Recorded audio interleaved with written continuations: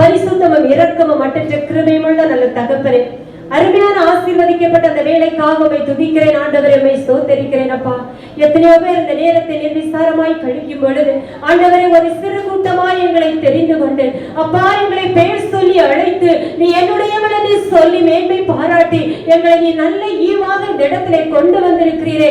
உள்ளத்தின் ஆழத்திலிருந்து உம்மை துதிக்கிறேன் அப்பா, உம்மை ஸ்தோத்திரிக்கிறேன் ஆண்டவரே. வந்த ஒவ்வொரு பிள்ளைகளையும் கர்த்தர் ஆசீர்வதிப்பீராக.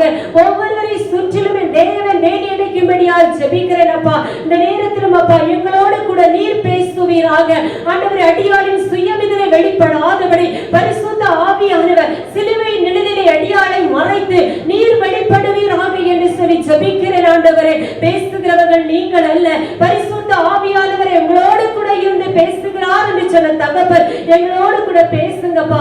நாங்கள் கேட்கிறோம் ஆண்டவரே. எங்களில் இருக்கிற குறைகளை கர்த்தர் எங்களுக்கு இந்த நாளிலே வெளிப்படுத்தி கொடுத்து அப்பா ஒரு உயிர் வீழ்ச்சியை கொண்டு வர போகிறீர். அதற்காக உம்மை துதிக்கிறேன் ஆண்டவரே, உம்மை ஸ்தோத்திரிக்கிறேன் அப்பா. வார்த்தைகளை தடைப்படுத்த எல்லா அந்தகார வல்லமைகளை, இப்பிரபஞ்சத்தின் லோகாதிபதிகளை, வான மண்டலத்தின் பொல்லாத ஆவிகளின் சேனைகளை நசரேயனாகிய இயேசுவின் நாமத்தினாலே ஆண்டவரே நாங்கள் ஒருமித்து கட்டிந்து கொள்ளுகிறோம் ஆண்டவரே. கர்த்தருடைய வல்லமை இந்த இடத்திலே வெளிப்படுவதாக, கர்த்தருடைய வல்லமை வெளிப்படுவதாக. வானத்திலிருந்து மன்னாவை கர்த்தர் அனுப்புவீராக ஆண்டவரே. வார்த்தைகள் உம்முடையது ஆண்டவரே. கர்த்தர் கிரியை செய்வீராக, கர்த்தர் கிரியை செய்வீராக ஆண்டவரே. துவக்கம் முதல் முடிவு மட்டும் கர்த்தருடைய ஆளுகைக்குள் எங்களை ஒப்புக் கொடுக்கிறேன், தாழ்த்துகிறேன். நீரே பொறுப்படும் ஆளுகை செய்யும் இயேசுவின் மூலம் பிதாவே, ஆமென். ஹல்லேலூயா. தெபோராள் என்று சொன்னால் என்ன அர்த்தம் என்று சொன்னால் தேனி என்று சொல்லி அர்த்தம். ஹல்லேலூயா. தேனி எப்படிப்பட்டதாய் காணப்படுகிறது என்று சொன்னால் மிகவும் சுறுசுறுப்பாய் காணப்படும். எப்படி காணப்படும்? மிகவும் சுறுசுறுப்பாய் காணப்படும். அதனாலே தான் தெபோராளை அந்த தேனிக்கு ஒப்பிட்டு அந்த பெயரை சொல்லி அழைத்திருக்கிறார்கள். நாம் இன்றைக்கு எப்படி காணப்படுகிறோம்? ஆண்டவருடைய சமூகத்திலே சுறுசுறுப்பாய் காணப்படுகிறோமா என்று சொல்லி ஆராய்ந்து பார்க்கும்படியாக தான் கர்த்தர் அந்த நாளிலும் நம்மை அழைத்து கொண்டு வந்திருக்கிறார். ஹல்லேலூயா. ஏற்கனவே தெபோராளை குறித்து இந்த இடத்திலே நான் ஆண்டவருடைய வார்த்தையை கொடுத்திருக்கிறேன். எனவே தெபோராளை குறித்து மாத்திரம் சொல்லாதபடி தெபோராளை முன்காட்டி நாம் எப்படி காணப்பட வேண்டும், ஆண்டவருடைய சமூகத்திலே நாம் ஒவ்வொருவரும் எப்படி எழும்ப வேண்டும், அதற்கு தடையாக என்னென்ன காரியங்கள் நம்முடைய சமூகத்தில் இருக்கிறது என்று சொல்லி இந்த நாளிலே நாம் தியானிக்க போகிறோம். தெபோராளுடைய காலத்தை நாம் பார்க்கும் பொழுது நியாயாதிபதிகள் காலம் என்று வேதத்திலே நாம் பார்க்கிறோம். இப்போது நம்முடைய சமுதாயம் எப்படி இருக்கிறது, நம்முடைய தேசம் எப்படி இருக்கிறது, அப்படிப்பட்ட கொடுமையான சூழ்நிலையிலே காணப்பட்ட ஒரு காலம் தான் இந்த தெபோராளுடைய காலம். நியாயாதிபதிகள் காலத்தை வேதம் எப்படி சொல்லுகிறது என்று சொன்னால் இருண்ட காலம் என்று சொல்லுகிறது. ஹல்லேலூயா. எப்படிப்பட்ட காலம்? இருண்ட காலம். மனிதர்கள் யாரும் தேவனுடைய வார்த்தையை கேட்காதபடி நிர்விசாரமாய் இருந்த காலம். வேதத்திலே நாம் பழைய ஏற்பாட்டிலே பார்க்கும் பொழுது ஆண்டவர் அநேக தலைவர்களை எழுப்புகிறார். இஸ்ரவேல் ஜனங்களை நியாயம் விசாரிப்பதற்காக, இஸ்ரவேல் ஜனங்களை வழிநடத்துவதற்காக அநேக தலைவர்களை எழுப்புகிறார். ஆனால் நியாயாதிபதிகள் புஸ்தகத்திலே வரும்போது நாம் பார்க்கும் பொழுது யாரை தலைவராக ஏற்படுத்தலாம் என்று சொல்லி ஒரு குழப்பம் அங்கே காணப்படுகிறது. ஏனென்று சொன்னால் மனிதர்கள் எல்லாரும் அவரவர் தங்கள் மனதிலே தோன்றுகிறபடி வாழ்ந்து கொண்டிருக்கிறார்கள். ஆண்டவரை ஆராதிக்கிறார்கள். கொஞ்சம் ஆண்டவர் அற்புதம் செய்ய தாமதமாகிவிட்டால் என்ன செய்கிறார்கள் தெரியுமா? ஆண்டவரை விட்டு அந்நிய காரியங்களை தேடி போகிறார்கள். இப்படிப்பட்ட காலம், இப்படிப்பட்ட இருண்ட காலத்திலே ஆண்டவர் 16 நியாயாதிபதிகளை எழுப்புகிறதை நாம் பார்க்க முடிகிறது. அந்த 16 நியாயாதிபதிகளிலே ஒரு பெண் நியாயாதிபதியை ஆண்டவர் தெரிந்து கொண்டார். ஹல்லேலூயா. அவள் தான் யார் என்று சொன்னால் தெபோராள். தெபோராளை குறித்து நாம் பார்க்கும் பொழுது நாம் இந்த நாட்களிலே சொல்லிக் கொண்டிருக்கிறோம், நான் ஒரு குடும்ப பெண்ணாக இருக்கிறேன், என்னுடைய குடும்பத்தில் 1000 பொறுப்புகள் உண்டு, என்னுடைய குடும்பத்தின் சூழ்நிலைகள் இப்படியா இருக்கிறது, நான் எப்படி ஆண்டவருக்காய் எழும்ப முடியும் என்று சொல்லி நாம் கேட்டுக்கொண்டிருக்கிறோம். தெபோராளை குறித்து வேதம் சொல்லுகிறது, அவள் லெபிதோத்தின் மனைவி என்று சொல்லி. அப்படியான அந்த புருஷனுக்கு மனைவியா இருந்த அந்த தெபோராள் தேசத்துக்காக வைராக்கியமாய் எழும்பினாள் என்று சொன்னால் நாமும் ஆண்டவருக்காக எழும்புவதும் அதிக நிச்சயமாய் இருக்கிறது. ஹல்லேலூயா. சூழ்நிலைகளை பார்க்காதபடி ஐயோடைய குடும்ப சூழ்நிலை இப்படி இருக்கிறது, உங்களுக்கு என்ன, நீங்கள் ஆண்டவரை தேடி ஓடுகிறீர்கள், எனக்கு அப்படி ஓட நேரமில்லை, என்னுடைய குடும்ப சூழ்நிலை இப்படி என்று சொல்லி சாக்கு போக்கு சொல்லிக் கொண்டிருக்கிற காலம் அல்ல அன்பான தேவனுடைய பிள்ளைகளே. இருண்ட காலத்திலே தேசத்திலே அநேக காரியங்கள் ஆண்டவருக்கு விரோதமாய் நடக்கிற இந்த காலகட்டத்திலே வாழ்ந்து கொண்டிருக்கிற நம்மை தெபோராளாக ஆண்டவர் எழும்ப சொல்லுகிறார். தெபோராளை மாத்திரமல்ல, சொன்னார், பாராக்கை பார்த்து ஆண்டவர் சொன்னார் எழும்பு என்று சொல்லி. ஹalleluya. நாம் எப்படி எழும்பிக் கொண்டிருக்கிறோம்? ஆண்டவர் எதற்காக நம்மை தெரிந்து கொண்டார் என்று சொன்னார், அவரை துதிப்பதற்காக, அவருடைய மந்தையிலே ஆடுகளை சேர்ப்பதற்காக, அவருடைய ராஜ்யத்துக்கென்று ஆட்களை சேர்ப்பதற்காக தான் ஆண்டவர் நம்மை தெரிந்து கொண்டார். எத்தனையோ ஆண்கள் எத்தனையோ பெண்கள் தேசத்தில் இருந்த பொழுது அந்த 16 நியாயாதிபதிகளிலே எப்படி ஒரு தெபோராளை ஆண்டவர் தெரிந்து கொண்டாரோ, அதுபோல இன்றைக்கு இங்கு வந்திருக்கிற ஒவ்வொரு சகோதரிகளையும் ஒவ்வொரு பிள்ளைகளையும் ஆண்டவர் தெரிந்து கொண்டு வைத்திருக்கிறார். ஹalleluya. வேதம் சொல்லுகிறது, எபேசியர் 1ஆம் அதிகாரம் 4ஆம் வசனத்திலே நாம் பார்க்கும் பொழுது, உலகம் தோற்றத்திற்கு முன்பதாக நான் உங்களை தெரிந்து கொண்டேன் என்று ஆண்டவர் சொல்லுகிறார். ஹalleluya. நம் தாயின் கருவில் உருவானதற்கு முன்பதாகவே நம்மை தெரிந்து கொண்டு நம்மை பெயர் சொல்லி அழைத்து நீ என்னுடையவள் என்று சொல்லி ஆண்டவர் நம்மை தெரிந்து கொண்டிருக்கிறார். எதற்காக தெரியுமா? இந்த ஜனத்தை எனக்கென்று ஏற்படுத்தினேன், இவர்களின் துதியை சொல்லி வருவார்கள் என்று சொல்லி வேதத்திலே நாம் திட்டமாய் பார்க்க முடிகிறது. ஹalleluya. அப்படி தெபோராளாய் எழும்ப வேண்டிய நம்மை முடக்கி போடுவதற்காக நம்முடைய குடும்பத்தின் சூழ்நிலைகள், நம்முடைய சரீரத்தின் பலவீனங்கள் அடிக்கடி நம்மை சேதப்படுத்திக் கொண்டே இருக்கிறது. வேதத்திலே நாம் பார்க்கிறோம் அநேக பலவீனங்கள். வேதம் சொல்லுகிறது, ஆவி உற்சாகம் உள்ளதால் மாம்சமோ பலவீனம் உள்ளது. எவ்வளவு பிரயாசப்பட்டாலும் எவ்வளவுதான் நாம் ஆயத்தப்பட்டாலும் சில நேரங்களில் ஆண்டவருக்காய் எழும்ப முடியவில்லை, சில நேரத்தில் ஆண்டவருக்காய் ஓட முடியவில்லை. ஏதோ ஒரு பலவீனம், ஏதோ ஒரு தடை, சத்துரு நமக்குள்ளாக தடைகளை கொண்டு வருகிறார். ஆலயத்துக்கு வர வேண்டும் என்று வாஞ்சை இருக்கிறது, ஆனால் ஏதோ ஒரு மனிதர் மூலமாக அந்த சத்துரு அதை தடை பண்ணுகிறது நாம் பார்க்க முடிகிறது. மனுஷனுடைய சூழ்ச்சிகள், சாத்தானின் கண்ணிகள், சாத்தானுடைய திக்கரைகள் நம்மை ஆண்டவரை நெருங்க விடாதபடி நம்மை கட்டி வைத்திருக்கிறது. கட்டுகளில் இருந்து நம்மளை விடுவித்து, அப்படிப்பட்ட பலவீனத்திலிருந்து நம்மளை விடுவித்து இந்த நாளிலும் தெபோராளுக்களாக எழும்ப வைப்பதற்காக ஆண்டவர் அந்த சத்தத்தை கேட்க பண்ணி கொண்டிருக்கிறார். ஹalleluya. அந்த லெபினோத்தின் மனைவியாகிய தெபோராளை குறித்து வேதம் சொல்லுகிறது, அவள் ஒரு பராக்கிரமசாலியாய் காணப்பட்டாள். பராக்கிரமசாலி என்றால் என்ன? அவள் ஒரு தைரியசாலியாய் காணப்பட்டாள். ஆண்டவருடைய சமூகத்திலே தைரியம் உள்ளவளாய் எழுந்தாள். ஆண்டவர் இன்றைக்கு நம்மை பார்த்து நீ யுத்தத்துக்கு போய் என்று சொல்லவில்லை, நாட்டை பிடித்துக் கொண்டு வா என்று சொல்லவில்லை. ஆண்டவர் நம்மிடத்தில் சொல்லுகிற ஒரே வார்த்தை, நீ ஆத்தும ஆதாயம் செய்ய வேண்டும், நீ சுவிசேஷகருடைய வேலையை செய்ய வேண்டும், அழிந்து கொண்டிருக்கிற ஆத்துமாக்களுக்காக நீ ஆள வேண்டும் என்றுதான் நம்மை தெரிந்து வைத்திருக்கிறார். அந்த தெபோராளை பார்க்கும் பொழுது தேசத்தின் ஜனங்கள் எதிராக எழுப்புகிறார்கள். இஸ்ரவேல் ஜனங்கள் ஆண்டவருக்கு விரோதமான காரியத்தை செய்த பொழுது ஆண்டவர் அவர்களை விற்று போட்டார் என்று சொல்லி வேதத்திலே பார்க்கிறோம். வேதத்திலே நாம் பார்க்கிற கொடிய காரியம் என்ன தெரியுமா? ஆண்டவர் நம்மை விட்டு விட்டார், ஆண்டவர் நம்மை மறந்து விட்டார், ஆண்டவர் நம்மை விற்று போட்டார் என்று சொல்லுகிற வார்த்தை மிகவும் கொடியதான காரியமாய் இருக்கிறது. ஹalleluya. இன்றைக்கு ஆண்டவர் உங்களையும் என்னையும் விட்டு விட்டால் நம்முடைய நிலைமை எப்படி இருக்கும்? அன்பான தேவ பிள்ளைகளே, அன்றைக்கு இஸ்ரவேல் ஜனங்களுடைய நிலைமை என்ன தெரியுமா? ஆண்டவர் கானானின் ராஜாவாகிய யாவீனிடத்திலே இஸ்ரவேலரை விற்று போட்டார். அந்த நாட்களிலே இந்த தேசத்து ஜனங்களுக்கும் கொடுமை அதிகமாய் காணப்படுகிறது. ஐயோ, நாங்கள் என்ன செய்வோம்? இந்த கானானியர் எங்களை இவ்வளவாய் கஷ்டப்படுத்துகிறார்களே என்று மறுபடியும் இஸ்ரவேல் ஜனங்கள் ஆண்டவரை நோக்கி முறையிட ஆரம்பிக்கிறார்கள். நாமும் தவறு செய்து நாம் தொழிலே கழுவி சேற்றிலே நம்மை வைப்பது போல பாவத்திலே ஆண்டவருடைய இரத்தத்திலே கழுவப்பட்டு மறுபடியும் நாய் தான் கக்கினதை திரும்ப தின்னுவது போல பாவத்திலே விழுந்து எழுப்புகிறதை போலதான் அந்த இஸ்ரவேல் ஜனங்களும் காணப்பட்டார்கள். கோபம் தேசத்திலே பற்றி எரிகிறது. ஆண்டவர் விற்று போட்டார். அப்படிப்பட்ட நாட்களிலே ஆண்டவர் அந்த ஜனங்களை விடுவிப்பதற்காக, அவர்களை நியாயம் விசாரிப்பதற்காக ஒரு பராக்கிரமசாலியார், ஒரு நியாயாதிபதியார், ஒரு தீர்க்கதரிசியாய் தெரிந்து கொண்ட அந்த பெண் தெபோராளை போல இன்றைக்கு நம்மையும் ஆண்டவர் பேர் சொல்லி அழைத்து நீ என்னுடையவள் என்று சொல்லுகிறார். ஹalleluya. 1 பேதுரு 1ஆம் அதிகாரம் 9ஆம் வசனம் இப்படியாக சொல்லுகிறது, நீங்களோ உங்களை அந்த காலத்தில் நின்று தம்முடைய ஆச்சரியமான ஒளியிடத்திற்கு வரவழைத்தவருடைய புண்ணியங்களை அறிவிக்கும்படிக்கு தெரிந்து கொள்ளப்பட்ட சந்ததியாயும் ராஜரிக ஆசாரிய கூட்டமாயும் அவருடைய சொந்த ஜனமாயும் இருக்கிறீர்கள். ஹalleluya. எப்படி நம்மை தெரிந்து கொண்டார் தெரியுமா? சாதாரண புழுக்களாய் அல்ல, சாதாரண மனிதர்களாய் அல்ல, ராஜரிக ஆசாரிய கூட்டங்களால், அவருடைய சொந்த ஜனங்களால். இதோ அப்பா பிதாவை என்று கூப்பிடத்தக்கதால் புத்திர சுவிகாரத்தின் ஆவியை ஒவ்வொருவருக்கும் கொடுத்து ராஜாக்களாய் தெரிந்து வைத்திருக்கிறார். ஹalleluya. ஆனால் நாம் எப்படி காணப்படுகிறோம்? என்னால ஒண்ணுமே செய்ய முடியாது. ஹalleluya.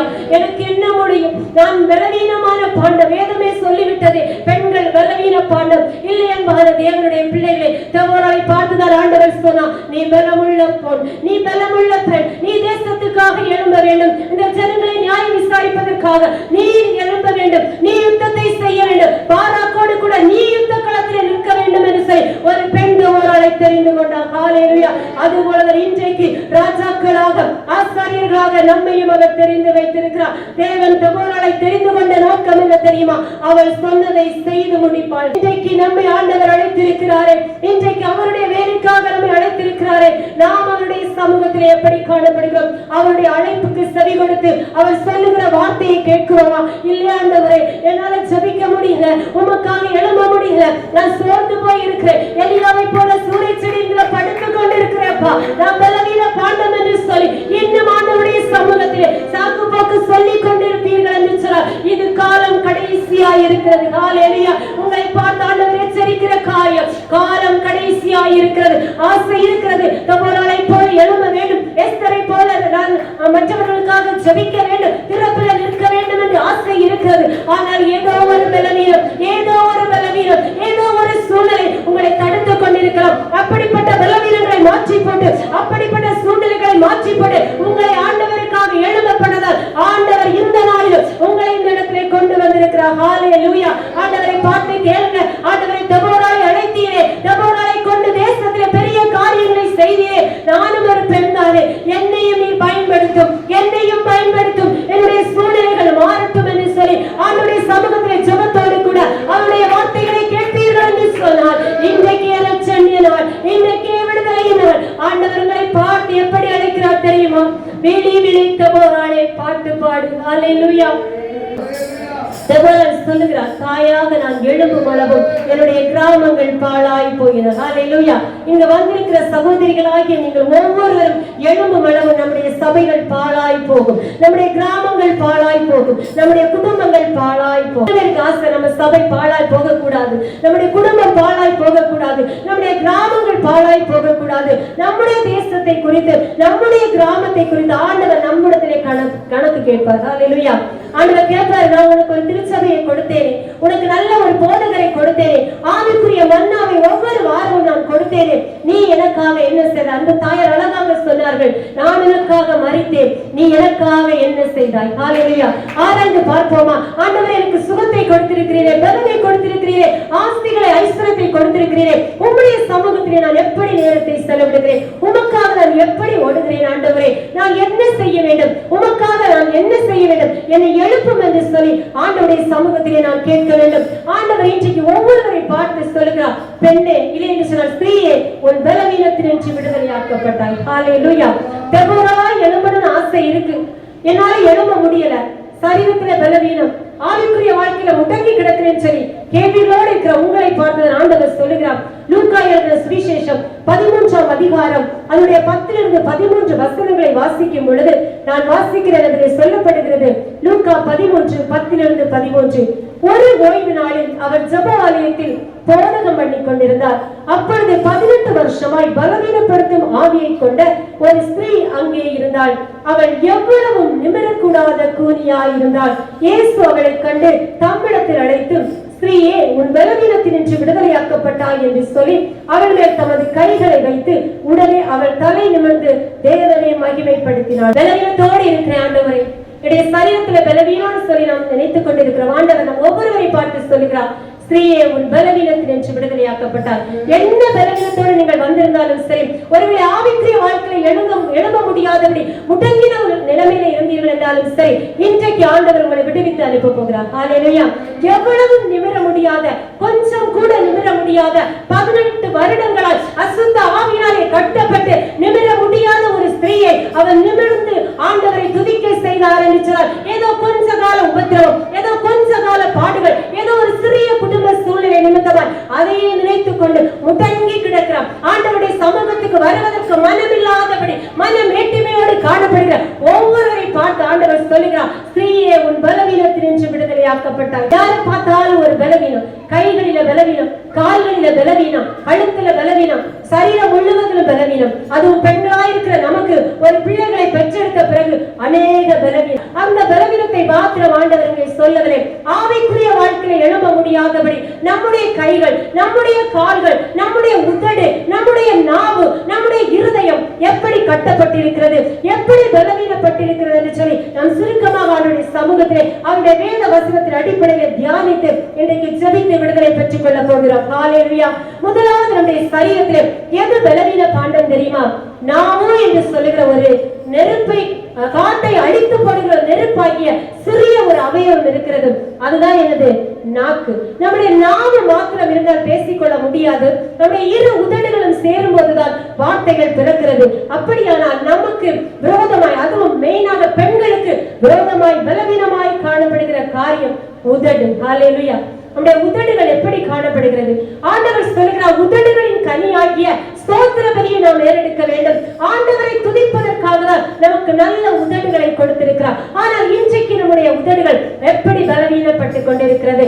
நாம் நம்முடைய உதடுகள் மூலமாக குடும்பத்தை கட்ட முடியும் என்பான தேவ பிள்ளைகளை, நம்முடைய தேசத்தை கட்ட முடியும், நம்முடைய சபையை கட்ட முடியும். நாம் சொல்லுகிற வார்த்தைகள் அது கண்டிப்பாக நிறைவேறும் என்று சொல்லி வேதத்திலே பார்க்கிறோம். ஜீவனும் மரணமும் நாவின் அதிகாரத்தில் இருக்கிறது. ஹல்லேலூயா. அப்படிப்பட்ட நாவை, அப்படிப்பட்ட உதடுகளை நாம் எதற்காக பயன்படுத்துகிறோம்? இந்த காலை வேளையிலே நாம் சிந்தித்து பார்க்க வேண்டும். புறம் கூறுவதற்காக, மற்றவர்களை குறை சொல்வதற்காக, சபையிலே கோல் பேசுவதற்காக, எதற்காக நாம் இந்த உதடுகளை பயன்படுத்துகிறோம் என்று சொல்லி நாம் சிந்தித்து பார்க்க அழைக்கப்பட்டிருக்கிறோம். கடந்த நாட்களில் இந்த தலைப்பை குறித்து நான் சிந்திக்கும் பொழுது தெபோராளை குறித்து ஆழமான ஒரு சத்தியத்தை சொல்ல வேண்டும் என்று சொல்லி 2-3 மெசேஜ் இந்த நோட்டில நான் ப்ரிப்பேர் பண்ணி வைத்திருக்கிறேன். ஆனால் நேற்றைய தினத்திலே ஆண்டவர் திட்டமும் தெளிவுமாய் சொன்ன காரியம் இந்த பலவீனத்தை குறித்து உங்களோடு கூட பேச வேண்டும். அதற்காக தான் ஆண்டவர் இந்த நாளில் உங்களோடு பேசிக் கொண்டிருக்கிறார். நம்முடைய உதடுகள் எதை பேசிக் கொண்டிருக்கிறன? நம்முடைய உதடுகள் ஆண்டவரை மகிமைப்படுத்துகிறதா இருக்கிறதா? சுவிசேஷத்தை அறிவிக்கிறதா இருக்கிறதா? ஆண்டவரை அறியாத பிள்ளைகளுக்கு ஆண்டவரை பற்றி சொல்லிக் கொடுக்கிறதற்காக நம்முடைய உதடுகளை பயன்படுத்துகிறோமா?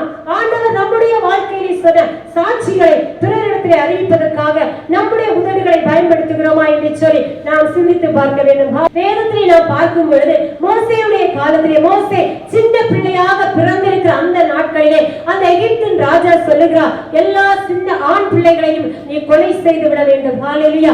எகிப்தின் அடிமைத்தனத்திலே இஸ்ரவேல் ஜனங்கள் இருக்கிறார்கள். செங்கல் சூளைகளிலே, வயல் வேலிகளில் அவர்களை போட்டு கஷ்டப்படுத்துகிறார்கள். அப்படி இருந்தும் இந்த எகிப்திலே இஸ்ரவேல் ஜனங்கள் பலுகி பெருக தொடங்கினார்கள். இஸ்ரவேல் ஜனங்கள் பெருக்கமடைந்து கொண்டே இருக்கிறார்கள். அதை பார்த்து எவ்வளவும் சகிக்க முடியாத அந்த எகிப்தின் ராஜா ஒரு தந்திரமான ஒரு வேலையை செய்கிறார். இந்த ஆண் பிள்ளைகளை எல்லாம் நீங்கள் கொன்று போட வேண்டும். ஹல்லேலூயா. அந்த ஆண் பிள்ளைகளை கொன்று போட வேண்டும் என்று சொல்லி சிப்பிராய் பூவால் என்று சொல்லுகிறதான 2 மருத்துவச்சிகளை அங்கே பார்க்க முடிகிறது. அவர்களிடத்திலே ராஜா ரகசியமாய் சொல்லுகிறார், ஆண் பிள்ளைகளை எல்லாம் கொன்று போட வேண்டும். ஆனால் அந்த சிப்பிராய் பூவால் என்று சொல்லுகிறதான அந்த மருத்துவச்சிகள் என்ன செய்தார்கள் தெரியுமா? தங்கள் உதடுகளினாலே அவர்கள் அந்த தேசத்தை கட்டினார்கள். ஹல்லேலூயா. எகிப்தின் ராஜா சொன்னது போல அந்த ஆண் பிள்ளைகளை எல்லாம் அவள் கொன்று போடாதபடி அவர்களை எல்லாம் உயிரோட காத்தாள். எகிப்தின் ராஜா கூப்பிட்டு கேட்கிறார், நீங்கள் ஏன் ஆண் பிள்ளைகளை கொல்லாதபடிக்கு விட்டு வைத்தீர்கள் என்று சொல்லி. அதற்கு அவர்கள் உதடுகளினால் சொன்ன காரியம் என்ன தெரியுமா? எபிரேய ஸ்திரீகள் எகிப்தின் ஸ்திரீகளை போல அல்ல, அவர்கள் பலமுள்ளவர்கள். ஹல்லேலூயா. எபிரேய ஸ்திரீகள் மிகவும் பலமுள்ளவர்களாய் இருந்தார்கள். எனவே மருத்துவச்சிகள் அந்த இடத்திலே போகிறதற்கு முன்பதாக அவர்கள் பிரசவித்து விடுகிறார்கள். அவர்களுக்கு மருத்துவச்சிகள் தேவைப்படவில்லை. அவர்கள் பிரசவித்து விடுகிறதுனாலே அவர்கள் பிள்ளைகளை பாதுகாப்பாக வைத்துக் கொள்கிறார்கள். எனவே ஆண் பிள்ளைகளை எங்களாலே கொன்று போட முடியவில்லை என்று சொல்லி தங்களுடைய உதடுகளினாலே அவர்கள் அந்த தேசத்தை கட்டினார்கள். ஹல்லேலூயா. அந்த மோசே உயிரோட காக்கும்படியாக தன்னுடைய உதடுகளை பயன்படுத்தினார்கள். இன்றைக்கு நம்முடைய வீட்டை கட்டுவதற்காக, நம்முடைய வீட்டிலே இருக்கிற காரியங்களை கட்டுவதற்காக நம்முடைய உதடுகளை நாம் எப்படி பயன்படுத்துகிறோம் என்று சொல்லி நாம் சிந்திக்க அழைக்கப்பட்டிருக்கிறோம். ஹல்லேலூயா. 2 சாமுவேலின் புத்தகத்திலே தெக்கோவா ஒரு ஸ்திரீ என்று சொல்லி ஒரு ஸ்திரீயை குறித்து சொல்லப்படுகிறது. அங்கே தெக்கோவா ஸ்திரீயை குறித்து பார்க்கும் பொழுது அவர் புத்தியுள்ள ஒரு ஸ்திரீ என்று சொல்லி யோவாப் ராஜா அங்கே யோவாப் என்கிற மனுஷன் அங்கே சுட்டி காட்டுவதை பார்க்கிறோம். யோவாப் சொல்லுகிறார், தாவீது தன்னுடைய மகன் அப்சலோமின் நிமித்தமாக அப்சலோம் கேசூர் என்று சொல்லுகிற பட்டணத்துக்கு அவன் ஓடி போனதினாலே மிகவும் மனத்தாங்கலாய் இருக்கிறான், மிகவும் மன கஷ்டத்தோடு இருக்கிறான். எனவே அந்த யோவாப் ராஜாவை, யோவாப் என்கிற மனுஷனை பார்த்து தெக்கோவா ஊராளாகிய ஒரு ஸ்திரீயை பார்த்து, ஒரு புத்தியுள்ள ஸ்திரீயை பார்த்து சொல்லுகிறார், நீ தாவீது ராஜாவிடத்திலே போய் பேச வேண்டும். ஹல்லேலூயா. என்ன பேச வேண்டும் என்று சொல்லி அந்த தெக்கோவா ஸ்திரீயுடைய உதடுகளிலே வார்த்தைகளை வைத்து இந்த யோவா அனுப்புகிறதை நாம் பார்க்கிறோம். சாதாரணமாக ராஜாவிடத்திலே போய்விட முடியாது. ராஜாவிடத்திலே போய் தவறான வார்த்தைகளை பேசினார் சிறைச்சேதம் பண்ணி விடுவார்கள். தலை இல்லாமல் தான் வெளியே வர வேண்டும். ஆனால் மந்திரிகள் பயந்து கொண்டிருக்கிறார்கள், படை தளபதிகள் பயந்து கொண்டிருக்கிறார்கள். ஐயோ, தாவீது ராஜா ஒரு மூலவுட்டாக இருக்கிறாரே, மனத்தாங்களா இருக்கிறாரே, நாங்கள் என்ன செய்வோம் என்று கலங்கி நிற்கிற நேரத்தில் அந்த யோவா சொன்ன வார்த்தைகளை அப்படியே அந்த தெக்கோவா ஊராளாகிய அந்த ஸ்திரீ தாவீதிடத்தில் அறிவிக்கிறார். ராஜா, நீ இப்படி இருக்கும் பொழுது இப்படி எல்லாம் காணப்படலாமா, இன்னென்ன விதமா நீ நடந்து கொள்ளலாமா என்று சொல்லி அந்த தாவீது ராஜாவிடத்தில் அழகாக நேர்த்தியாக பேசுவதற்காக தன் உதடுகளை பயன்படுத்த நடந்தது என்ன தெரியுமா? அந்த தாவீது ராஜா மனத்தாங்களா இந்த தாவீது ராஜாவுடைய அந்த ஹார்ட்டையும் அந்த இருதயத்தையே மாற்றி போட்டார். ஹல்லேலூயா. அந்த வார்த்தை தாவீது ராஜாவுடைய இருதயத்தை மாற்றி அது மிகவும் களிப்பான இருதயமாய் மாறிச்சு. ஆமென். தேவனுடைய பிள்ளைகளை, நம்முடைய உதடுகள் யாரை சந்தோஷப்படுத்துகிறது? நம்முடைய உதடுகள் எப்படிப்பட்டதை பேசிக் கொண்டிருக்கிறது? சபைகளில் நாம் எப்படிப்பட்ட காரியங்களை பேசிக் கொண்டிருக்கிறோம்? சபைகளுக்கு ஆராதிக்க வருகிறோம், நல்ல ஆவிக்குரிய மன்னாக்களை கேட்கிறோம், அந்த பக்கம் போய் சொல்லுகிறோம் இன்றைக்கு என்ன மெசேஜ் கொடுக்கப்பட்டது. அவர்கள் நன்றாகவே மெசேஜ் கொடுக்கவில்லை, என்னையே குத்தி பேசுகிறது போல பேசுகிறார்கள். இப்படியெல்லாம் அந்த பக்கத்திலே போய் நாம் சொல்லிக் கொண்டிருப்போம் என்று சொல்ல ஆண்டவர் இந்த நாளிலே திட்டமாய் நம்மோடு பேசுகிற வார்த்தை இல்லை என்பான தேவ பிள்ளைகளை, நம்முடைய உதடுகள் ஆண்டவரை மகிமைப்படுத்துவதற்காக, ஆண்டவருக்கு சாட்சி சொல்வதற்காக, ஆண்டவருடைய ராஜ்யத்தை கட்டுவதற்காக பயன்பட வேண்டும். ஹல்லேலூயா. இன்றைக்கு அப்படி இல்லாதபடி ஒருவேளை நம்முடைய உதடுகள் ஆண்டவர் விரும்பாத காரியத்தை சொல்லிக் கொண்டிருக்கும் என்று சொன்னார். ஆண்டவர் இந்த நாளிலும் இந்த பலவீனத்திலிருந்து நம்மை விடுதலையாக்க போகிறார். ஹல்லேலூயா. நம்முடைய உதடுகள் சில நேரங்களில் வீடுகளில் சில வார்த்தைகளை பேசுகிறது. கணவனுடைய போக்கு சரியில்லை, கணவனுடைய வாழ்க்கை சரியில்லை, அவர் உண்மையான மனுஷனாக இல்லை என்று சொன்னார். பெண்களாகிய நாம் சில நேரங்களில் அவசரப்பட்ட சில வார்த்தைகளை சொல்லுகிறோம். இந்த வார்த்தைகள் நம்முடைய குடும்பத்தை சீரழிக்கிறதாய் மாறிவிடும். நம்முடைய உதடுகளிலிருந்து புறப்படுகிற ஒவ்வொரு வார்த்தையும் ஞானமுள்ளதாய் காணப்பட வேண்டும். ஹல்லேலூயா. பிள்ளைகளை குறித்து பேசுவது, ஒருவேளை பிள்ளைகள் படிப்பிலே பின்தங்கி இருக்கிறோம், அவர்களை பார்த்து நான் சொல்லுவோம், நீ படிக்க மாட்டேன், நீ எல்லாம் படிக்கிறதுக்கு லாயக்கே இல்லை, அப்படியெல்லாம் நான் சொல்லக்கூடாது. அன்பான தேவ பிள்ளைகள், நம்முடைய உதடுகளை கொண்டு சரி நீ இப்படி படித்திருக்கிறாய், இனி இப்பொழுது 30 மார்க் எடுத்திருக்கிறாய் என்று சொன்னால் இனி நீ இதற்கு மேலான மதிப்பெண்களை எடுக்க வேண்டும், நீ இன்னும் படிக்க வேண்டும், உன்னால படிக்க முடியும் என்று சொல்லி நாம் பிள்ளைகளை என்கரேஜ் பண்ணுகிற வார்த்தைகளை, பிள்ளைகளை மோட்டிவேட் பண்ணுகிற வார்த்தைகளை நாம் பேச வேண்டும். ஹல்லேலூயா. ஏனென்று நம்முடைய உதடுகள் எதை உச்சரிக்கிறதோ அது நம்முடைய வாழ்க்கையில நிறைவேறும். அநேக பெற்றோரை குறித்து பார்க்கும்போது தங்கள் பிள்ளைகளை சபிக்கிறதை பார்க்கிறோம். என்பான தேவ பிள்ளைகள், நீ இப்படி போவார், நீ அப்படி போவார், நீ ஆண்டவருக்கு கீழ்ப்படியாமல் இருக்கிறார், உன் வாழ்க்கை நாசமாகிவிடும், இப்படி எல்லாம் சொல்லுவார்கள். இல்லை என்பான தேவ பிள்ளைகள், கீழ்ப்படியாத பிள்ளைகளுக்காக நாம் திறப்பிலே நிற்க வேண்டும். ஆண்டவருடைய சமூகத்திலே எப்படி ஒரு சிப்பிரால் போவார் தேவனுக்கு பயந்து தன்னுடைய உதடுகளை ஞானமாய் பயன்படுத்தினாலோ, எப்படி ஒரு தெக்கோவாஸ்திரி தன் உதடுகளை ஞானமாய் பயன்படுத்தினாலோ, அதுபோல பலவீன பாண்டவாகிய நம்முடைய உதடுகளையும் ஆண்டவருக்கு நேர்த்தியாய் பயன்படுத்த வேண்டும். ஹல்லேலூயா. இரண்டாவதாக நாம் பார்க்கும் பொழுது நம்முடைய சரீரத்தில் மிகவும் பலவீனமான ஒரு காரியம், ஒரு அவயவம் என்னவென்று நம்முடைய கண்கள். ஹல்லேலூயா. சரீரத்தின் விளக்காகிய கண்கள். நம்முடைய சரீரம் எல்லாம் பழுதாகி போகிறது, நம்முடைய சரீரம் டயர்ட் ஆகிறது என்று சொன்னாலே முதலாவது இருளடைந்து போகிறது நம்முடைய கண்கள். அது 40 வயது ஆகிவிட்டால் கண் புரை என்கிற நோய் வருகிறது, கண்களில் பல பிரச்சனைகள் வருகிறது. ஆனால் ஆவிக்குரிய அந்த அடிப்படையில் நாம் பார்க்கும்போது நம்முடைய கண்களில் அநேக பலவீனங்கள். நாம் எதை பார்க்கிறோம், இந்த உலகத்தில் எதை பார்க்கிறோம், எதை நோக்கி கொண்டிருக்கிறோம்? வேதம் அழகாய் சொல்லுகிறது. சங்கீதம் 123:2 சொல்லுகிறது, வேலைக்காரனின் கண்கள் எஜமானின் கண்களை நோக்கி இருக்குமா போலவும், வேலைக்காரின் கண்கள் எஜமாட்டியின் கண்களை நோக்கி இருக்குமா போலவும் என்னுடைய கண்கள் உண்மையே நோக்கி கொண்டிருக்கிறது. ஹல்லேலூயா. நம்முடைய கண்கள் எதை நோக்கி கொண்டிருக்கிறது? இச்சை கருத்த காரியங்களை நோக்கி கொண்டிருக்கிறதா? உலகத்தில் அழிந்து போகிற காரியங்களுக்கு நம்முடைய கண்கள் ஏதுவாக இருக்கிறதா? நம்முடைய கண்களை எதற்காக பயன்படுத்துகிறோம்? வாலிப பிள்ளைகளை குறித்து நாம் பார்க்கும் பொழுது இன்றைக்கு அவருடைய ஆடை அலங்காரங்களை குறித்து பார்க்கும் பொழுது அவை சில நேரங்களில் வேதனைப்படுகிறதாய் காணப்படுகிறது. அப்படி ஒரு பிள்ளை ஆடையிலே குறைவுள்ளவர்களாய் காணப்பட்டார். சரியான ஆடை அணியவில்லை என்று சொன்னால் இன்றைக்கு அநேகர் அந்த பிள்ளைகளை பிடித்து திட்டி அவர்களை வேதனைப்படுத்த அடிமைப்படுத்துகிறதை நாம் பார்க்கிறோம். இல்லையென்பான தேவ பிள்ளைகளே, மற்றவர்களை குறை சொல்வதற்காக நம்முடைய கண்களை பயன்படுத்தக்கூடாது. அவர்களை தனியாக அன்பாக அழைத்து அவர்களுக்கு வேத வசனங்களை சொல்லி அவர்களுக்கு அறிவுரை சொல்லுகிறவர்களாய் காணப்பட வேண்டும். மாறாக நம்முடைய கண்கள் தேவையில்லாத காரியங்களை பார்ப்பதற்காகவும் மற்றவர்களுடைய குறைகளை பார்த்து அவர்களை பரிகசிப்பதற்காகவும் மற்றவர்களை குறை சொல்வதற்காகவும் நம்முடைய கண்களை பயன்படுத்தக்கூடாது. ஹல்லேலூயா. வேதம் அழகாய் சொல்லுகிறது. மத்தேயு 7ஆம் அதிகாரம் 6ஆம் அதிகாரத்திலே நாம் தொடர்ந்து பார்க்கும் பொழுது அங்கே சொல்லப்பட்டிருக்கிறது, உன் கண்ணில் உள்ள உத்திரத்தை எடுத்து போட்டு உன் சகோதரன் கண்ணில் இருக்கிற துரும்பை எடுத்து போட வழி பார்ப்பாய். ஹல்லேலூயா. இன்றைக்கு நம்மிடத்தில் 1000 குறைகளை வைத்துக் கொண்டு நம்முடைய கண்களில் 1000 பிரச்சனைகளை வைத்துக் கொண்டு மற்றவர்களை குறை சொல்லிக் கொண்டிருக்கிறோம். கண்ணை பார்த்து ஆண்டவர் சொல்லுகிறார், நம்முடைய கண்ணிற்கு கலிக்கம் போட வேண்டும். ஹல்லேலூயா. வலதுபுறம் இடதுபுறம் சாயாதபடி மற்றவர்களை பார்த்து அவர்கள் அப்படி இருக்கிறார்கள், இவர்கள் இப்படி இருக்கிறார்கள், நானும் இப்படி இருந்தால் என்ன, அவர்களும் ஆவிக்குரிய சபைக்கு தான் போகிறார்கள், நானும் ஆவிக்குரிய சபைக்கு தான் போகிறேன், நான் இப்படி இருந்தால் என்ன என்று சொல்லி இல்லாதபடி மற்றவர்களை மாதிரியாய் கொள்ளாதபடி எல்லாவற்றிலும் மாதிரியை காண்பித்து எல்லாவற்றிலும் அடிசுவத்தை பின்பற்றி போன நம்முடைய ஆண்டவராய் இயேசு கிறிஸ்துவை நாம் மாதிரியாக பார்த்து அவர் நமக்கு கற்றுத் தந்த வழியிலே நாம் நடக்க வேண்டும். ஹல்லேலூயா. உலகத்தில் இன்றைக்கு பார்க்கும் பொழுது எங்கு பார்த்தாலும் இச்சையின் காரியங்கள், அதுவும் திருமணமான பெண்களை குறித்த அநேக நேரங்களிலே நாம் பத்திரிகைகளிலே படிக்கிறோம். இன்னைக்கு வாலிப பிள்ளைகளை விட திருமணமாகி குடும்ப வாழ்க்கையில் இருக்கிற அநேக ஸ்திரீகள் தங்களுடைய வாழ்க்கையை சீரழித்துக் கொண்டிருக்கிறார்கள். நேரங்களிலே குடும்ப சூழ்நிலை நிமித்தமாய் கணவன் மனைவி பிரிந்திருக்கலாம், சில நேரங்களிலே வேலை நிமித்தமாக பிரிந்திருக்கலாம், இல்லைன்னு சண்டை பிரச்சனைகள், ஏதோ சில காலங்கள் பிரிவினைகள். அப்படிப்பட்ட நேரத்திலே அப்படி பிரிந்திருக்கிற அந்த நேரத்திலே சத்துருவர்கள் பல கண்ணிகளை அவர்களுக்கு நேராக கொண்டு வருகிறான். சகோதரனை போல நான் உனக்கு அண்ணனை போல உதவி செய்கிறேன், உனக்கு சகோதரனை போல உதவி செய்கிறேன் சரி அநேக தந்திரமான காரியங்களை எப்படி ஆதாமையும் ஏவாளையும் சர்ப்பம் தந்திரமாய் வஞ்சித்ததோ அதுபோல இன்றைக்கு தந்திரமாய் வந்து பேசுகிறதை நாம் பார்க்க முடிகிறது. அநேக ஸ்திரீகள் விழுந்து போகிறார்கள். ஆவிக்குரிய பிள்ளைகள் ஆண்டவருடைய சமூகத்தை ஆராதிக்கிற நாம் ஆண்டவருடைய சமூகத்தை எப்படி காணப்பட வேண்டும் தெரியுமா? இச்சையிலே விழுந்து விடாதபடி ஆண்டவருடைய சமூகத்தை ஒவ்வொரு நாளும் அவருடைய அபிஷேகத்தை பெற்று அந்நிய பாஷையை ஆண்டவரை ஆராதித்து அவரை மகிமைப்படுத்துவதாய் காணப்பட வேண்டும். மகிமைப்படுத்தும் பொழுது பரிசுத்த ஆவியினாலே நிரம்பி நாம் காணப்படும் பொழுது எந்த இச்சைகளும் நம்மை தொட முடியாது. உலகத்தின் ஐஸ்வர்யமாய் இருக்கலாம், உலகத்தின் மயக்கங்களாய் இருக்கலாம், எதுவும் நம்மை பிரிக்க முடியாது. ஆண்டவரை விட்டு நம்மை எதுவும் பிரிக்க முடியாது. தேவ பிள்ளைகளே, சிம்சோனுடைய வாழ்க்கையை பாருங்கள். இவள் அழகான ஸ்திரீயா இருக்கிறாள், இவளை தான் நான் திருமணம் செய்வேன் என்று சொல்லி ஒரு ஸ்திரீயை அவன் திருமணம் செய்த சரித்திரத்தை நாம் அறிந்திருக்கிறோம்.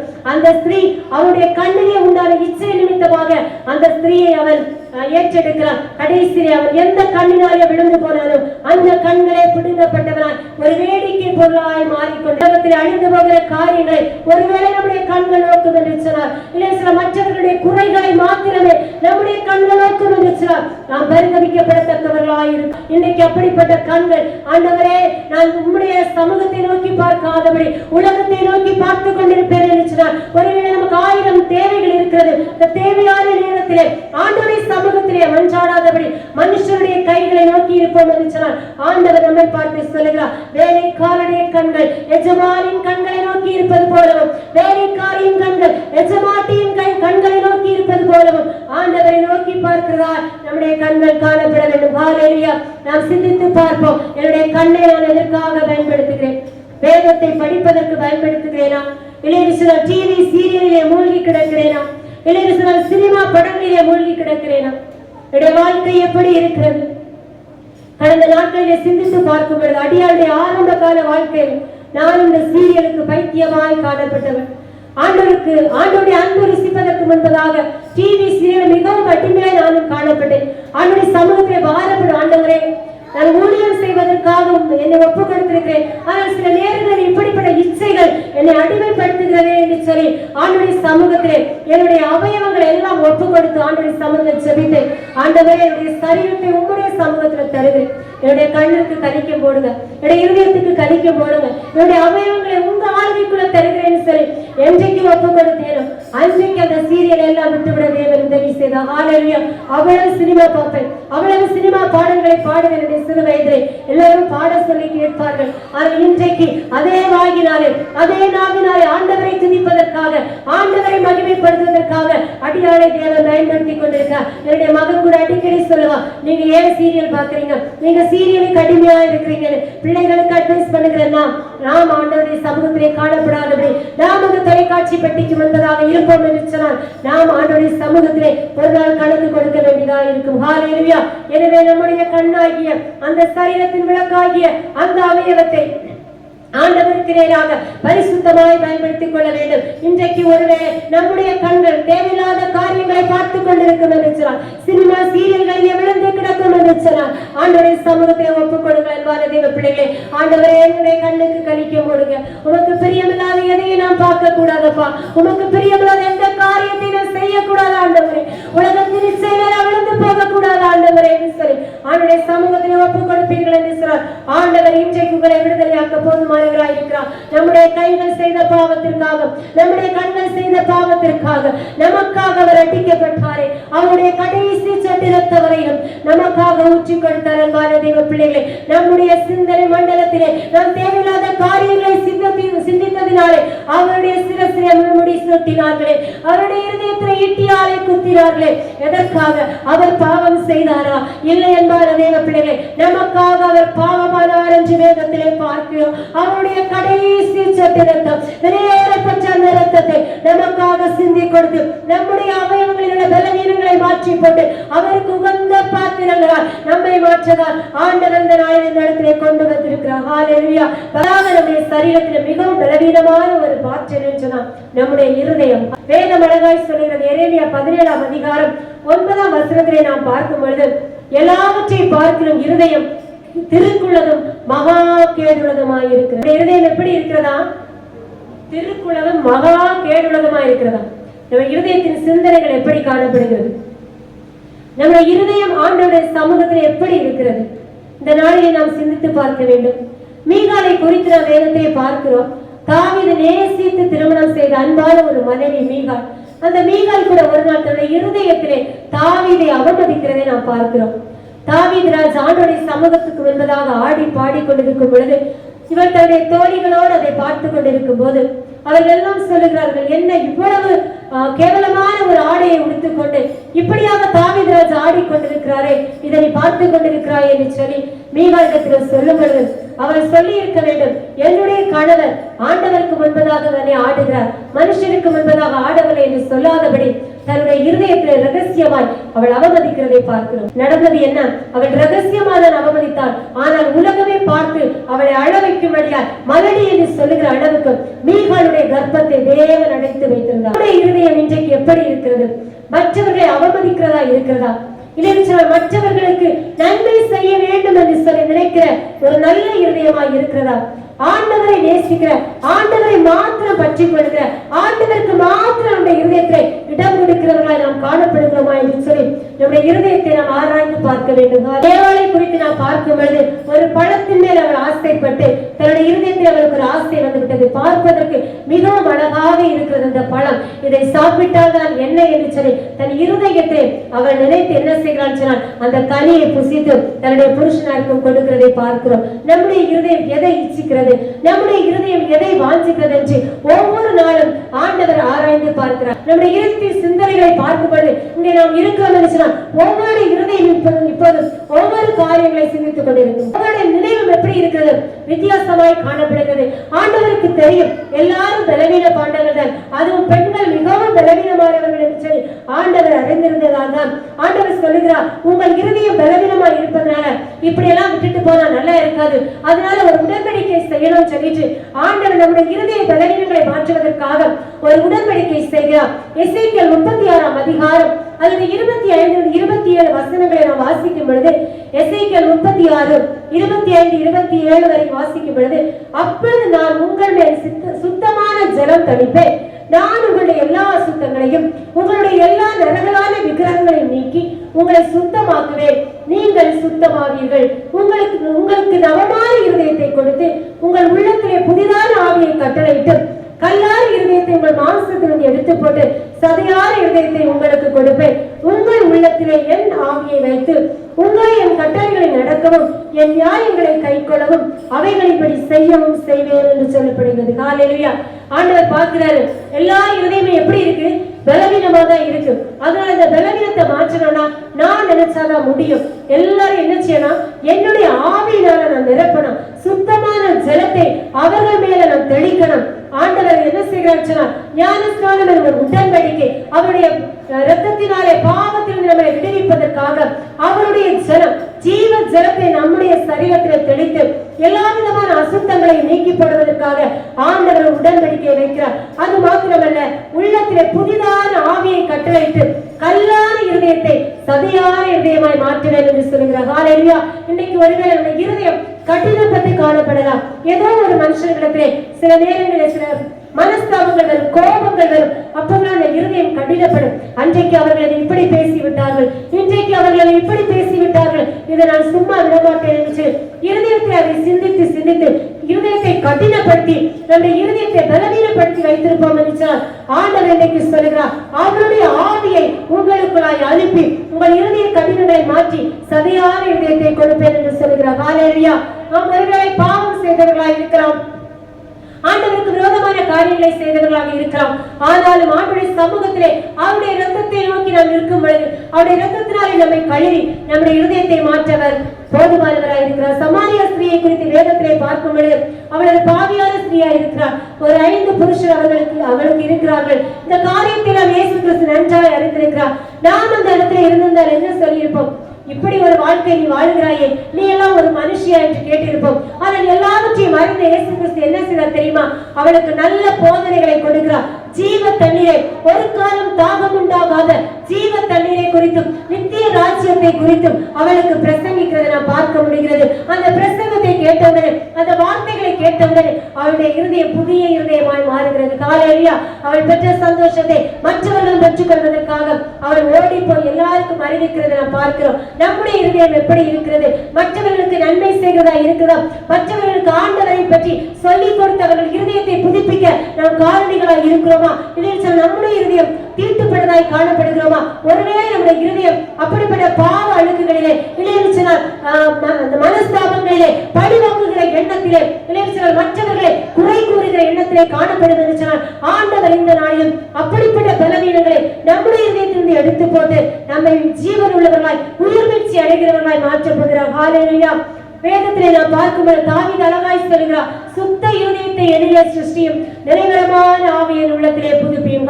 சுத்தமான ஒரு இருதயம் உடையவர்களா இருக்க வேண்டும் என்று சொல்லிதான் ஆண்டவர் விரும்புகிறார். தாவீதே சொல்லுகிறார், எப்போதும் ஆண்டவரை துதிக்கிற, எப்போதும் ஆண்டவரை பாடி மகிமைப்படுத்துகிற தாவீது சொல்லுகிறார், சுத்த இருதயத்தை என்னிலே சிருஷ்டியும். அதோடு விடவில்லை, அடுத்ததாக சொல்லுகிறார், நிறைவரமான ஆவியை என் உள்ளத்திலே புதுப்பி.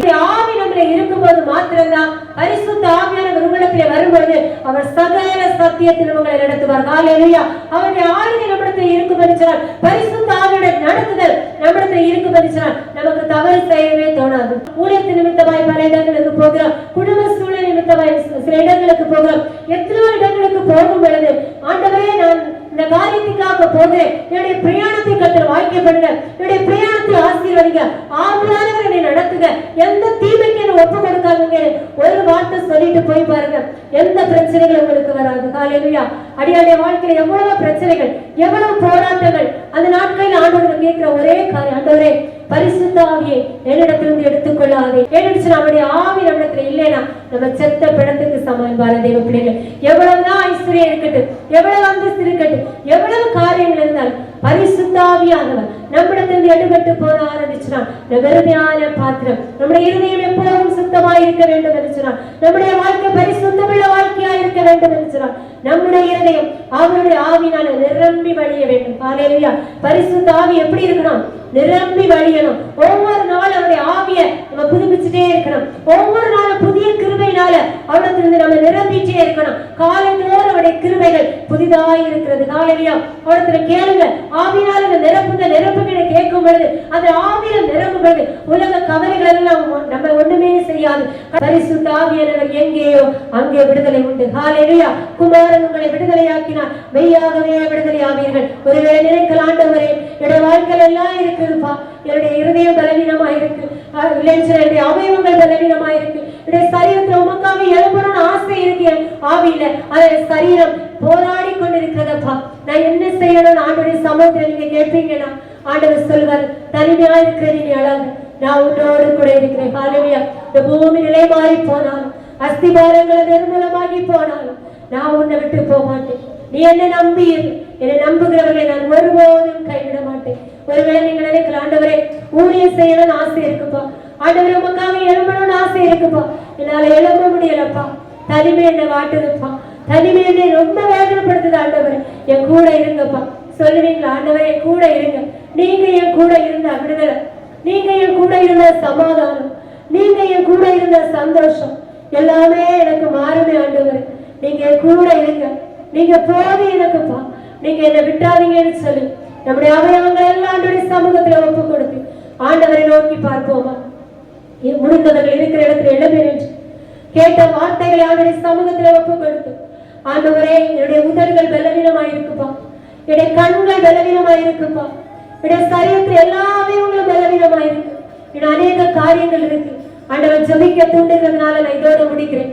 கரங்களை குறித்து நான் பார்க்கும் பொழுது நீதிமொழிகள் 31ஆம் அதிகாரத்துல ஒரு சுறுசுறுப்பான ஒரு பெண்ணை குறித்து சொல்லப்படுகிறது. அவள் வியாபார கப்பலை போல இருப்பாளாம், அதிக இருட்டிலே எழுதி பிள்ளைகளுக்கு ஆகாரம் கொடுப்பாளாம், அவளுடைய கை சுறுசுறுப்பா இருந்ததா, தொபராலை போல சுறுசுறுப்பா இருந்த அந்த ஸ்திரீ. நம்முடைய கரங்கள் எப்படி இருக்கிறது? நம்முடைய கரங்கள் ஆண்டவருக்காக எதை செய்து கொண்டிருக்கிறது? நம்முடைய கால்கள் அதை செய்து கொண்டிருக்கிறது. அந்த ஆண்டவராக இயேசு கிறிஸ்து மரித்து அவர் கல்லறையில் அடக்கம் பண்ணப்பட்டிருந்த பொழுது மகதலேன மரியாள் இன்னும் சில ஸ்திரீகளும் அதிக இருட்டோட கல்லறையிடத்திலே அங்கே சுகந்த வர்க்கமிடுவதற்காக கடந்து போனார்களே. நம்முடைய பாதம் அதை தேடி ஓடுகிறது. நம்முடைய கால்கள் சுவிசேஷங்களுடைய கால்களாய் இருக்கிறதா? சுவிசேஷம் அறிவிக்கும்படியா நம்முடைய பாதங்கள் ஓடுகிறதா? இல்லை சில உலக காரியத்திற்காக நம்முடைய கால்கள் ஓடிக்கொண்டிருக்கிறதா? நாம் ஆண்டவரை நோக்கி பார்ப்போம். அன்பான தேவ பிள்ளைகள், ஆண்டவர் என்னுடைய கைகள், என்னுடைய கால்கள், என்னுடைய உதடுகள், என்னுடைய கண்கள், என்னுடைய இருதயம் உமக்காக பயன்படுத்தும் ஐயா. இதுவரை நீ விசாலமாயிருந்து விட்டேன் ஆண்டவரே, என்னை விடுவீங்கப்பா, என்னை விடுவிக்க உங்களால மட்டும்தான்ப்பா முடியும். உங்களை விட்டா எனக்கு யாருமே இல்லப்பா ஆண்டவரே, உங்களை விட்டா என்னை விடுவிக்க யாருமே இல்லை. வாய்களை திறந்து கேட்போமா? உங்களை நேசிக்கிறார் அன்பான தேவ பிள்ளைகள், அவர்களை நேசிக்கிறதுனால அந்த இடத்துல கொண்டு வந்தார். எத்தனையோ தடைகள், எத்தனையோ பலவீனங்கள் இருந்தோம், எதற்காக அந்த இடத்துல உங்களை கொண்டு வந்தார் தெரியுமா? அவர்களை நேசிக்கிறார், அவர்களை நேசிக்கிறார் அன்பான தேவ பிள்ளைகள். ஒவ்வொரு அவயவங்களை ஒப்பு கொடுக்கிறோம், ஒவ்வொரு அவயவங்களை ஒப்பு கொடுக்கிறோம். ஆண்டவரே கேளுங்க. ஆவிக்குரிய பிரகாரமாய் இருக்கிற பலவீனங்கள், சரீர பிரகாரமாய் இருக்கிற பலவீனங்களை ஆண்டவர் இன்றைக்கு மாற்றி போடுவார். ஸ்திரீயே, உன் பலவீனத்தினின்று விடுதலை ஆக்கப்பட்டார். 18 வருடமாய் கூறி கூறி குறுகி போயிருந்த அந்த கூறிக்கு ஒரு சுகத்தை கொடுத்து ஆரம்பிச்சதா. பல வருடங்களாய் முதுகு பிரச்சனைகளோடு, பல வருடங்களாய் கழுத்து வேதனைகளோடு, என் சரீரத்தில் அவயவங்கள் பழுதுபட்டு இருக்கிறது, மருத்துவர்களே கைவிட்டு விட்டார்களே, யார் என்னை விடுதலையாக்குவா? ஆண்டவரே, யார் என்னை விடுதலையாக்குவா? அவள் சொன்னது போல இந்த மரண சரீரத்தினின்று யார் என்னை விடுதலையாக்குவா? நிர்பந்தமான மனுஷன் நான் என்று சொல். புலம்பிக் கொண்டிருக்கிற அன்பு சகோதர சகோதரி பிள்ளைகளே, வாலிப பிள்ளைகளை ஆளுடைய சமூகத்துல கேட்பீங்களா? ஆண்டவரே, சரீரத்துல பலவீனம் இருக்குதுப்பா, அதுபோல ஆவிக்கிற நிலைமையில பல பலவீனம் இருக்குதுப்பா, என்ன புது சிஷ்யா மாற்றுங்க ஆண்டவரே. உங்க ரத்தத்தினால கழுவுங்களே, உங்க ரத்தத்தினால கழுவுங்கப்பா, ஒரு நிமிஷம் கழுவுங்களே, ஒரு உயிர் வீழ்ச்சி உண்டாகட்டும் ஆண்டவரே. இன்றைக்கு ஒரு விடுதலை என் வாழ்க்கையில உண்டாக ஆண்டவரே. குடும்பம் கட்டப்பட்ட நிலைமையில் இல்லாதபடி, குடும்பங்கள் உடைக்கப்பட்ட நிலைமையில இருக்கிறதா? உங்க பிள்ளைகளுடைய வாழ்க்கை கட்டப்படாதபடி இருக்கிறதா?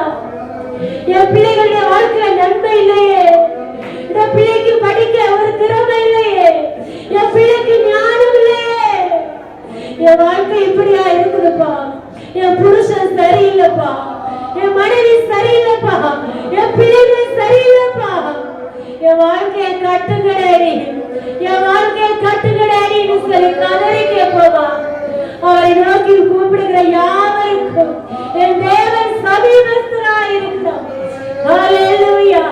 வாய்களை திறந்து கேளுங்க சகோதரி, வாய்களை திறந்து கேளுங்க தாய்களை. தாய்மார் உங்களை பார்த்து ஆண்டவர் சொல்லுகிறார், உங்கள் குடும்பத்திற்காக, உங்கள் மருமக்களுக்காக, உங்கள் பேர பிள்ளைகளுக்காக நீங்கள் அழ வேண்டியது கட்டாயமாக இருக்கிறது. ஆனால் அது மாத்திரமல்ல, அது மாத்திரமல்ல, அழிந்து போகிற ஆத்துமாக்களுக்காக ஒவ்வொரு தவறாய் போல எழும்ப ஆண்டவர் உங்களை அழைக்கிறார். ஆண்டவர்கிட்ட கேளுங்க, ஆண்டவரே ஆபிரகாமின் தெய்வமும் நீதானப்பா, ஈசாக்கின் தெய்வமும் நீதானே, யாக்கோபின் தெய்வமும் நீதானே, என்னுடைய தெய்வமும் நீதானே. ஹல்லேலூயா. மனமிறங்குங்கப்பா, நீங்களாப்பா என் நம்பிக்கை, நீங்களாப்பா என் நம்பிக்கை. உங்களை நம்புற யாரும் நீங்க கைவிட்டதில்லையப்பா. உங்களை தேர்ச்சிக்காதவர், எங்களை விடுவீங்க ஆண்டவர், எங்களை விடுவீங்க ஆண்டவரை கேட்போமா. ஸ்தோத்திரிக்கிறேன் ஆண்டவர்.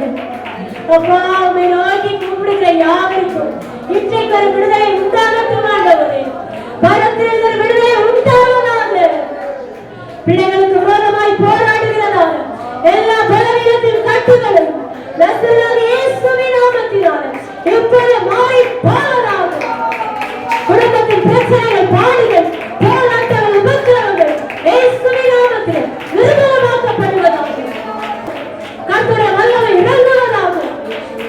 ஆண்டவரே, திருச்சபையுடைய கரத்தில் கொடுக்கிறேன். திருச்சபையில் ஒருவன் உண்டாகட்டும், திருச்சபையில் ஒருவன் உண்டாகட்டும். ஒருவனை கடுக்கிற எல்லா பொல்லாத ஆவிகளும் இயேசுவின் நாமத்தில் நிர்மூலப்படுத்துகிறோம். மனிதனுடைய இருதயங்களில் தீய காரியங்களை விதைக்கிறதால் எல்லா சாத்தானுடைய கண்ணிகளை நசரேயனாகிய இயேசுவின் நாமத்தில் கடிந்து கட்டுகிறேன். அப்பா, கடிந்து கட்டுகிறேன். ஒருமனம் உண்டாகட்டும், ஒற்றுமை உண்டாகட்டும், ஐக்கியம் உண்டாகட்டும். தைரியம் நிரம்பி வழியத்தக்கதான் ஆண்டவரை நாளைய தினத்தில் இன்னும் அநேக ஆத்துமாக்கள் கூடி வருவார்களாக, கூடி வருவார்களாக. ஜனங்களை கட்டி வைத்திருக்கிற எல்லா இருதயத்தின் கட்டுகள் இயேசுவின் நாமத்தினால் இப்போது அறுந்து போவதாக. கட்டுகளை அறுக்கிற இயேசுவின் நாமம், கட்டுகளை அறுக்கிற இப்பொழுது எல்லா சாத்தானுடைய வண்டிகள் அறுக்கப்படுவதாக. அக்கிதத்தின் ஆலோசனைகளை பைத்தியமாக்குற தெய்வம் சாத்தானுடைய தந்திரங்களை பைத்தியமாக்குவீராக. பிள்ளைகளை ஆசீர்வதிக்கிறேன் இயேசுவின் நாமத்தினால், பிள்ளைகளை ஆசீர்வதிக்கிறேன். நாங்க உங்களை நம்பி இருக்கோம். அப்பா எல்லாரும் சொல்லுங்க, எஸ்அப்பா நாங்க உங்களை நம்பி இருக்கோம். இந்த பெண்கள் முகாமில, எங்க திருச்சபையில, எங்க குடும்பத்துல, எங்க தேசத்துல, எங்க சமுதாயத்துல ஒரு மாற்றம் உண்டாகணும்.